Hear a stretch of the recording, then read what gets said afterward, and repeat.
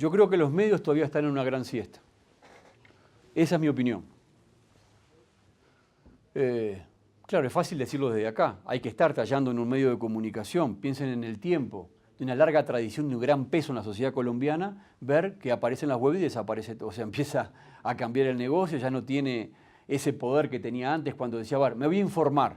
Voy, me compro el tiempo y me informo, o El Espectador o lo que ustedes quieran. Los diarios regionales juegan otro papel que no sé si hoy lo podremos tratar, pero bueno, si a alguien le interesa lo conversaremos. Pero notoriamente están viviendo una enorme siesta por un asunto para mí que lo planteó también con claridad el señor Meyer en este libro del 2004. No recuerdo si puse la frase, es muy larga, pero miren lo que dice Meyer. ¿Cuál es el problema de fondo? Y no estoy hablando de un medio en particular, entiéndanme, estoy hablando de un promedio. Dice, porque ¿qué es lo que pasa? Todas estas nuevas plataformas tecnológicas de los grandes medios tienen un gran medio madre que es el medio escrito, o es la radio, o es el medio de comunicación tradicional. Y toda la cultura del medio se desparrama desde ahí. O sea que esto es muy importante. Uno puede decir, se venden menos diarios, el diario da pérdida. Sí, pero sin la cultura de ese diario no se puede explicar el resto. ¿Se entiende? Eso genera una sinergia que es insustituible. Por eso no hay que verlo solamente en términos económicos. Dice Meyer, los editores de periódicos pueden creer que los beneficios extraordinariamente altos que han conseguido en relación a otros negocios durante el siglo XX les pertenecen por nacimiento, pero eso no es verdad. Fueron el resultado de unas condiciones que ya no existen, que lo que cambió es lo que valía la producción de noticias. Su casi monopolio sobre el acceso comercial a sus clientes. Fue un monopolio natural debido a los altos costos de las imprentas. Este monopolio ha sido destruido por la tecnología que crea medios mucho más baratos de distribuir información. Y este es el cambio revolucionario. Hoy es más barato producir la noticia. ¿Por qué decimos hoy en los medios, o se está haciendo cada vez más común decir que hoy la noticia es un commodity? Es como que me vendiéramos el café sin procesar, digamos, sin valor agregado. Porque la tiene todo el mundo. Y esto es algo dramático para el periodismo. Yo, como sabía que tenía la charla de hoy, me tomé el trabajo, porque siempre escucho más o menos los mismos medios de mañana, pero traté de cambiar el dial y ver diferentes plataformas sobre la web. Y yo les aseguro que son muy pocos los medios que tienen una información diferencial respecto a lo que ocurrió ayer con la detención de este dirigente de la FARC por narcotráfico. Casi todos tienen el mismo relato. Bueno, muchas gracias por... Entonces, ¿inicio? ¿Empiezo? Sí, adelante, por favor, adelante. Ok, buenísimo. Bueno, buenos días con todos. En primer lugar, gracias por la invitación. Parece que el tema del seminario es un tema muy relevante para nuestra región de América Latina y el Caribe en estos momentos.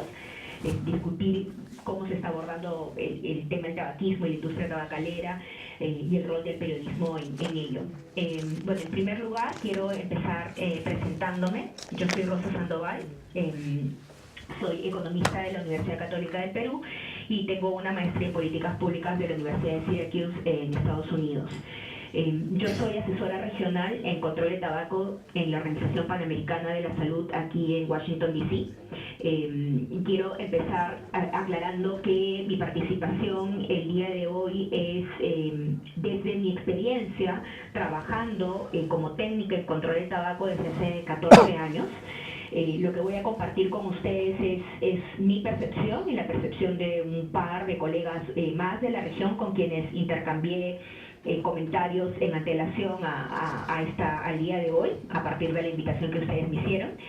Pero no como Organización Panamericana de la Salud, en el equipo técnico de control de tabaco, nosotros no hacemos un monitoreo estandarizado sobre cómo se da cobertura periodística al tema de tabaco o al tema de la industria tabacalera. Así que es básicamente nuestra percepción como técnicos y en ningún caso esta es la opinión o la posición formal de la OPS. Lo que les voy a compartir es cómo he visto en estos últimos 14 años que se trata el tema de tabaquismo y también de alguna manera espero poder compartir con ustedes o darles ideas sobre qué cosas a nosotros como técnicos del tema nos gustaría ver. ¿no? En primer lugar quisiera compartir que a pesar de que en mi biografía personal pareciera que no tengo ningún contacto con el periodismo, con el trabajo que ustedes realizan, sí tengo dos conexiones muy cortas, definitivamente. La primera es más una anécdota, y es que cuando estaba terminando la secundaria en Lima, en Perú, y me hicieron el test vocacional en el colegio, la carrera que salió para la cual yo tenía mayor disposición era justamente periodismo. Así que hacía la broma de que probablemente en una muy mala decisión en un momento muy temprano de mi vida opté por economía en vez de optar por periodismo. Pero como notarán, es algo que lo tengo siempre presente y es una carrera que siempre me ha llamado mucho la atención.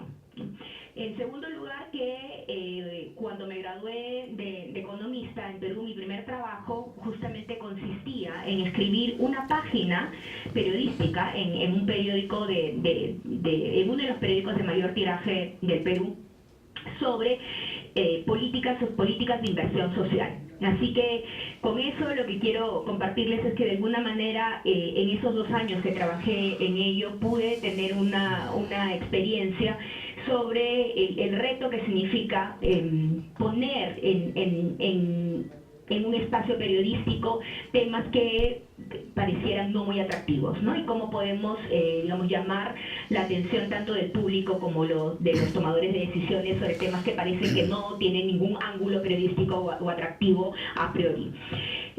Ahora sí, pasando a lo que ustedes me habían pedido, yo tengo tres puntos, 3 mensajes, 3 temas para compartir con ustedes, ¿no? El primero es que en mi trabajo en estos últimos 14 años yo sigo teniendo la percepción de que el tema del tabaquismo sigue abordándose mayormente como un tema de salud individual, ¿no? Algunos de ustedes seguramente saben que el 31 de mayo de todos los años se celebra el Día Mundial Sin Tabaco. Es una de las fechas establecidas por la Organización Mundial de la Salud, ¿no? Así que alrededor de esa fecha usualmente tenemos pedidos, justamente en muchos casos son de Colombia, ¿no? Pero de muchos países de la región, en donde nos piden entrevistas y vamos a conversar, ¿no? Por el tema dado que se está conmemorando. Y en estos, para los Días Mundiales Sin Tabaco, como Organización Mundial de la Salud, Organización Panamericana de la Salud, nosotros elegimos un tema por año, ¿no? Sobre el cual queremos llamar la atención en ese año en particular. Entonces, por ejemplo, algunas veces el tema central ha sido impuestos al tabaco, en otro momento el tema central ha sido advertencias sanitarias en los paquetes de cigarrillo y cuán efectivas son, y cuáles son los resultados que han tenido ponerle esas fotos enérgicas y grandes. O el tema del comercio ilícito de productos de tabaco, pero parece que inevitablemente al final de estas entrevistas siempre concluye o la entrevista termina con algún pedido. No siempre, tengo que ser sincera, pero en muchos casos todavía la entrevista siempre termina yendo hacia el consejo que nosotros podemos dar a nivel individual sobre cómo dejar de fumar o cómo podemos aconsejar a los padres para que sus hijos adolescentes no empiecen a fumar. Entonces, sin decir que ese no sea un tema importante, lo que eso nos trae sobre la mesa es que sigue dejando el tema del tabaquismo y en un plano individual, y sobre todo que no pone sobre la mesa lo que ustedes están poniendo sobre la mesa, que es el tema del rol de la industria tabacalera, ¿no? Entonces yo creo que todavía ahí, como primer punto, tenemos un paso importante a dar, y es pasar de esa mirada individual del tabaquismo como una decisión personal de fumar o no fumar, a mirar lo que es el impacto en la sociedad del tabaquismo, ¿no? Y en ese caso lo que quería, por ejemplo, cuando estamos hacer un esfuerzo por entrar a lo que es el impacto, como digo, a nivel macro, a nivel de la sociedad, no solamente, por ejemplo, pasar de mirar el impacto del tabaquismo en aquella persona que lamentablemente tiene un infarto por motivo del uso de tabaco, y pasar de mirar esta lamentable y prevenible muerte prematura o esta lamentable y prevenible incapacidad ¿no? Que ocasionada por el infarto a consecuencia del consumo de tabaco, y mirar el impacto que tiene también, por ejemplo, en los costos de atención médica para nuestros sistemas de salud, ¿no? O sea, ahora mismo sabemos que el 8% del gasto sanitario en América Latina se va a tratar enfermedades asociadas al uso de tabaco, y eso representa aproximadamente el 0.7-1% del Producto Bruto Interno de los países de América Latina. Entonces no estamos hablando de poca cosa, ¿no? Y eso si es que solamente miramos costos de atención médica. También, si tomamos en cuenta, por ejemplo, las pérdidas de productividad, digamos, por aquella persona que, como digo, lamentablemente fallece a consecuencia del uso de tabaco, y no solamente está el impacto en la propia familia, sino también está el impacto en la economía, en ese recurso humano, en esa productividad que se pierde. Y cuando eso se calcula, se encuentra que la pérdida casi duplica la pérdida por costos de atención médica. O sea, si estamos diciendo que el 8% del gasto sanitario se pierde y representa más o menos el 1% del PBI, en términos de gasto de atención médica, si le sumamos la pérdida de productividad, podríamos llegar hasta un 2% del PBI que se pierde innecesariamente, ¿no? La salud deficiente, como es, digamos, de sentido común, ¿no es cierto?, es un enorme freno para el desarrollo de las familias, pero también de las economías, ¿no? O sea, yo creo que es relativamente fácil para nosotros imaginar digamos, vamos a decir que esta persona que lamentablemente fallece a causa de un infarto tiene un hijo adolescente que en vez de continuar la universidad se ve obligado a trabajar, y todo esto, y eso va a tener un impacto en nivel, como sabemos, el nivel de educación de los padres tiene un impacto en el nivel de educación y también en el nivel de ingresos de los hijos, ¿no? Entonces esto genera o da pie a un círculo que puede terminar siendo un círculo de pobreza, ¿no?, en esta familia, y que además, digamos, no ayuda al desarrollo y al bienestar de la sociedad en general, ¿no? Y con esto paso al siguiente punto, y el siguiente punto es otro tema que no vemos tratado tan seguido, y es que toda esta tragedia, tanto a nivel familiar como a nivel de la sociedad, puede ser evitada con políticas que son efectivas, que son probablemente efectivas, y también podría llevarnos entonces a, desde el periodismo, tener una mirada, un abordaje más crítico de por qué ciertas políticas que son probablemente efectivas todavía no están siendo implementadas, ¿no?, en muchos países de nuestra región y por supuesto en muchos países del mundo. Sí, tengo que decir que en estos últimos 14 años hemos visto un avance en este tema, sobre todo porque países como Colombia o países como Panamá, como Uruguay, como Chile, México, algunos países caribeños como Jamaica, etcétera, son países que han implementado políticas de control del tabaco, y eso ha llevado a una discusión más de agenda pública del tema, ¿no? Entonces sí vemos avances en que en algunos países aparece cobertura periodística sobre el impacto que, por ejemplo, los ambientes libres de humo de tabaco tienen, no solamente a nivel individual, en dejar de fumar, sino también en reducir la carga de la enfermedad a nivel de la sociedad y por tanto el impacto en los presupuestos de los países, ¿no? Pero es algo donde todavía, digamos, no se ha centrado, y donde a veces nosotros como técnicos nos preguntamos, ¿por qué no se mira más críticamente el tema de que si por ejemplo, déjenme centrarme en dos políticas: ambientes libres de humo de tabaco, ¿no?